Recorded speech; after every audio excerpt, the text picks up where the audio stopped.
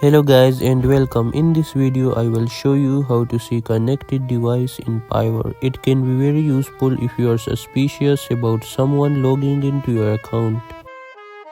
It is very simple and easy to do, so let's get started. The first thing you need to do is go to your Fiverr app, then tap on the profile in the bottom right corner. Now here select preferences, then tap on security. In the security section here you can see connected devices.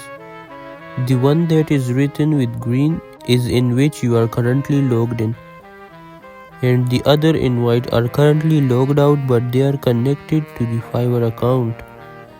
So you can tap and sign out all the accounts, and then it will sign out all the accounts, and then you can reset the password as well if you want. So that's it for this video. Make sure to like and subscribe for more. Thanks for watching and I will see you in the next video.